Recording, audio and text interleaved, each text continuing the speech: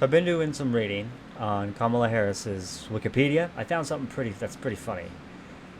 In February of 1998, she worked for the district attorney Terrence Howland. This guy right here. Okay. They decided to do a Proposition 21, which would have increased a variety of criminal penalties for crimes committed by youth and incorporated many youth offenders into the adult criminal system. Harris said no, she didn't like that idea. But it eventually succeeded. It went through. And so she got a little upset. Now, there was a man named Sullivan in here who was hired by the district attorney, and he was kind of running the office. He was kind of like the district attorney's assistant.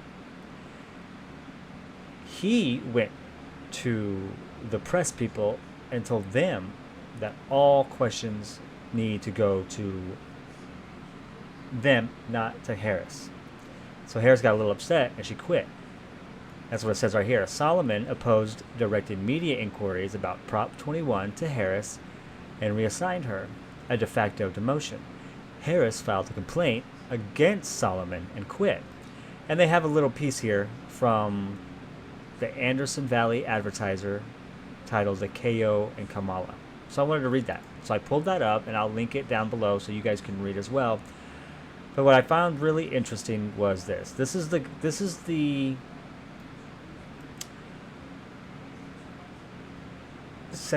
press secretary named Fred Gardner. And he's only there for a couple years, and he's talking about the encounter he had with the gentleman who pissed off Harris.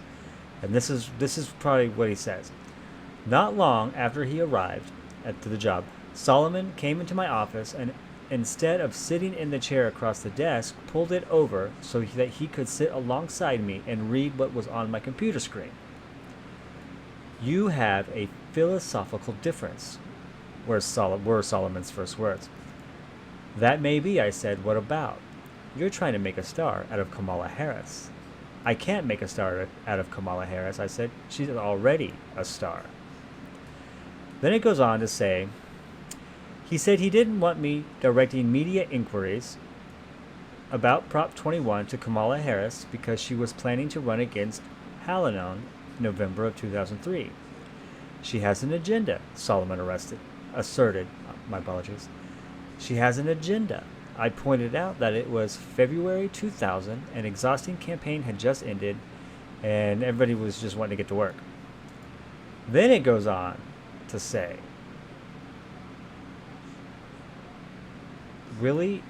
she's Willie Brown's protege, Daryl blurted out.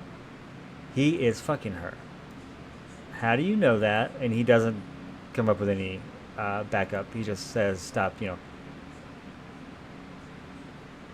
He jumped up, shook his finger at me, and said, you direct these reporters' calls to Terrence Howland. That's what he told me to tell you.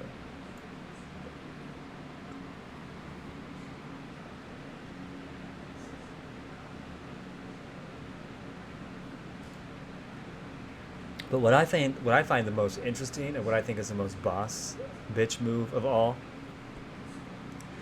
in 2003, Harris defeated Hallinan to become the district attorney of San Francisco, and then she was reelected in 2007. So they knew that she was a star, and they tried everything they could to step on her throat and keep her down. Even with all of that, she still came back and she beat him. Not only did she beat him, but she would also go on to beat this guy here and become the attorney general. So I think Donald Trump should be afraid. I think Donald Trump should be really afraid. Thanks for watching. Like and click. No, I'm just kidding. Oh, that sounded so nasty. Oh, I can't believe I said that.